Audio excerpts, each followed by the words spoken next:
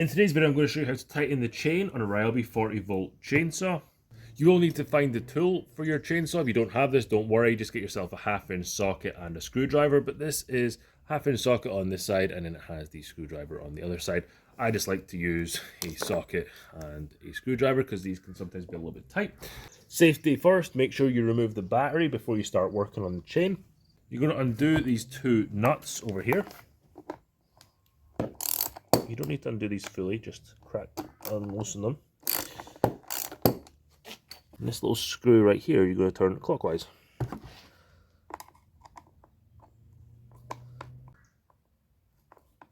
What that's going to do is it's going to push the bar out, making this chain tighter.